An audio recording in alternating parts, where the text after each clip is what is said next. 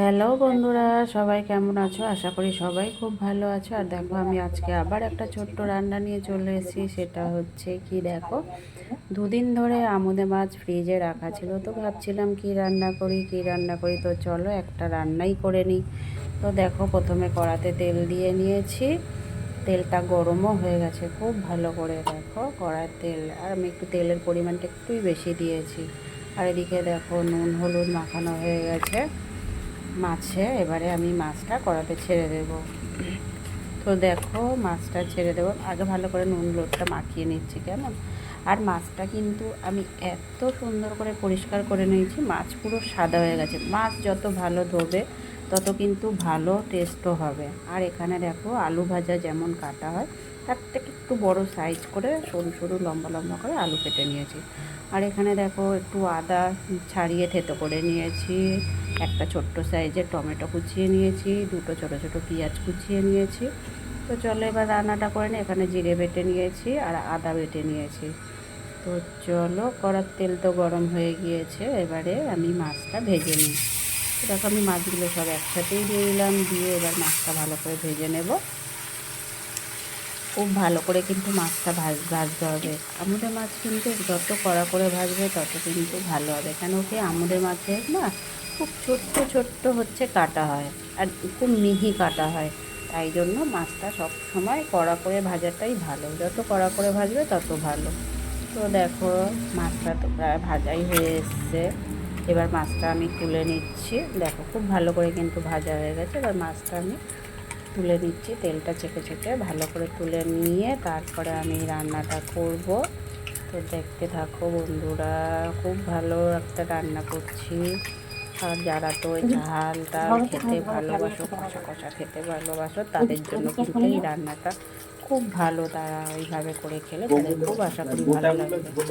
আমি মাছটা তো ভেজে নিচ্ছি, দেখো। আর এই মাছগুলো হচ্ছে কেন ভাজছি জানো? এই মাছগুলো হচ্ছে ভাজা খাবে বড় মশাই, তাই জন্য আমি এগুলোকে একটু কড়া করে আরও, মানে যা এমনি তো কড়া করে ভেজেইছি, এটা আরও বেশি কড়া করে ভাজছি আমি। তো এবারে তুলে নিচ্ছি। তো দেখো, এখানে ভাজা হয়ে গেছে। কড়াতে যে বাকি তেলটা, তাতে দিয়ে দিলাম আলুগুলো। আলুগুলো একটু ভালো করে ভেজে নেবো, বেশ লাল লাল করে ভেজে নেবো, কেমন। এবারে এখানে আমি একটু ঢেকে দেবো। ঢেকে দেওয়ার পরেই দেখো, আলুগুলো বেশ সুন্দর করে, বেশ বেশ 2 মিনিট পর চলে এসেছি, এসে দেখছি যে আলুগুলো বেশ ভালো করে লাল লাল ভাজা হয়ে গেছে। তো আমি একটা লাল লাল করে ভেজে নিলাম। তারপর পেঁয়াজ টমেটো রসুন কুচি সেটাকে দিয়ে দিলাম। আর আমি না, মানে পেঁয়াজ রসুন টমেটো এগুলো খুব বেশি ঘাঁটবো না, কিন্তু সব যেন গোটা ভাজাও হবে, এদিকে যেন গোটা গোটাও থাকে। আলুটাও তাই ভাজাও হবে, যেন গোটা গোটা থাকে, কেমন। তো আমি সেইভাবেই তো করছি, দেখো বন্ধুরা। এবারে টমেটোটা তো খুব ভালো করে ভাজা হয়ে যাচ্ছে, পেঁয়াজটা ভাজা হয়ে যাচ্ছে, কিন্তু এগুলো ঘাটা যাবে না, কেমন। ঘাটবো না কিন্তু, আমি শুধু ভাজবো। দেখো, সুন্দর করে ভাজা হয়ে যাচ্ছে। এবারে আমি এটাকে দেবো, মশলা দেবো। তো আমি দেখো বাকি কি মশলাগুলো দিই। মোটামুটি আমার ঝালের জন্য, যে মাছের ঝাল রান্না করার জন্য যে মোটামুটি যে মশলা, সেগুলো তো আমাকে দিতেই হবে। পরিমাণ মতো লবণ দিলাম, লবণটা দিলাম, হলুদ দিলাম। হলুদ লবণ এগুলো কিন্তু সব পরিমাণ মতন দিতে হয়। লঙ্কার গুঁড়ো দিলাম এই জন্য, যাতে খুব বেশি ঝাল না লাগে। তো দেখো, এটাতে দিয়েই দিলাম টমেটো, আদা রসুন বাটা, জিরে বাটা, এগুলো তো দিয়েই দিলাম। দিয়ে এবার ভালো করে এটাকে কষাতে হবে। আর কষানো কিন্তু এমনি এমনি হয় না, এতে সামান্য একটু জলও দিতে হবে। তো আমি আরেকটু কষিয়ে নিয়ে তারপরে একটু জল দেবো। আর বন্ধুরা, তোমরা কে কোথা থেকে আমার ভিডিওটা দেখছো অবশ্যই কিন্তু কমেন্ট বক্সে জানিও। না জানালে কিন্তু আমি জানতে পারবো না যে আমার ভিডিও আমার বন্ধুরা কোথা থেকে দেখছে। তো অবশ্যই কিন্তু কমেন্ট করে জানিও, তবেই কিন্তু আমি বুঝতে পারবো আমার বন্ধুরা আমাকে কতটা ভালোবাসে। তো দেখো, এখানে তো ভাজা প্রায় হয়ে এসছে, মশলাগুলো খুব ভালো কষানো হয়ে গেছে। আমি কিন্তু এখানে এখন অবধি জল দিইনি। তো দেখো, এবারে একটু জল দেবো। সামান্য একটু জল দিয়ে আরও ভালো করে কষাতে হবে। আর আমি এমনভাবে আজকে সমস্ত কিছু কষাবো যাতে টমেটো, আলু, পেঁয়াজ এগুলো যাতে না ঘেটে না যায়। ভাজা ভাজাও হবে, কষাটাও সুন্দর হবে, এদিকে যাতে ঘেটে না যায়। দেখো প্রায় অনেক 2 মিনিট পরে এটা ভাজছি। ভাজা টাজা হয়ে যাওয়ার পর দেখো এসছি, আসার পরে দেখছি খুব সুন্দর কষানো হয়ে গেছে। দেখো দারুণ লাগছে কিন্তু দেখতে। আর কালারটা দেখো, খালি দেখো কত সুন্দর কালার হয়েছে বন্ধুরা। দেখি একটু চেপে দেখি, আলুটা সিদ্ধ হয়ে গেছে মোটামুটি, সবই রান্না প্রায় কমপ্লিট হয়েছে, আর একটু বাকি আছে। এবারে দেখো যেটা আমি করবো, দেখো সত্যি দারুণ লাগছে কিন্তু কালারটা বন্ধুরা। তোমরা কিন্তু কমেন্ট করে জানিও মাছের ঝালের কালারটা কেমন হয়েছে। দেখো খুব ভালো করে কিন্তু কষানো হয়ে যাচ্ছে। আর আমার টমেটোগুলো দেখো, টমেটো, আলু, পেঁয়াজ, রসুন দেখো সবই কিন্তু মোটামুটি বোঝা যাচ্ছে, কিন্তু এগুলো ভাজা হয়ে গেছে, খুব সুন্দর করে ভাজা হয়ে গেছে। দেখো আরও একটু কিছু সময় আমি নাড়াচাড়া করে নেব। করে নেওয়ার পর এবারে দেখো কী দিচ্ছি, জল, পরিমাণ মতন জল, খুব বেশি কিন্তু জল দেবো না। আর আমি বেশি সময় ফোটাবোও না, মাছটা দিয়ে কিন্তু খুব বেশি সময় ফোটাবো না, কেমন? তো দেখো প্রায় দিয়ে দিয়েছি অনেকটাই, আরও একটু ভালো করে কষিয়ে নিচ্ছি। আর জানো তো মাছের ঝালে আদা, রসুন, পেঁয়াজ এগুলো কিন্তু কষানোর ব্যাপারটাও কিন্তু খুব ভালো, মানে খুব ভালো করেই কষাতে হয়।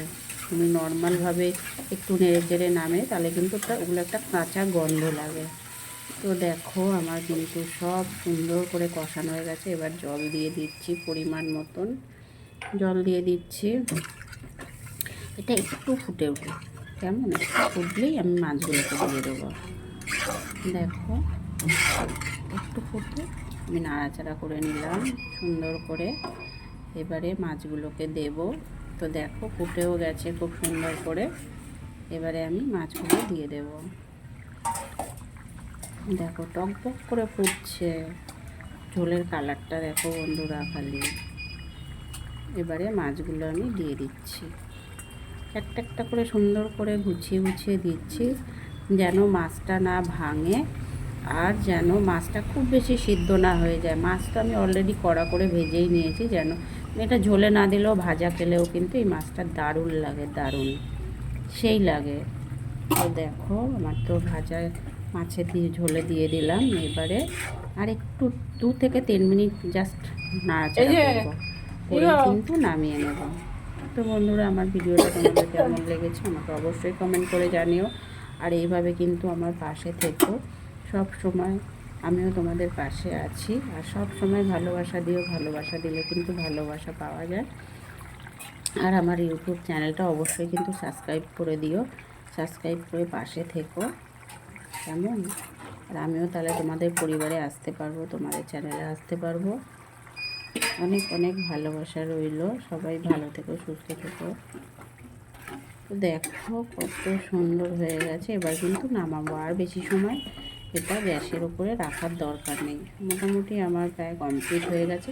এর মধ্যে যদি একটু ধনে পাতা দেওয়া যেত না তাহলে খুব ভালো হতো। অ্যাকচুয়ালি আমার ঘরে ধনে পাতা নেই, আর আজকে তো বাজারে যায়নি, বাজার 2 দিন আগে করেছে বলে মাছটা ফ্রিজে ছিল, সেটাই আমি রান্না করে নিলাম।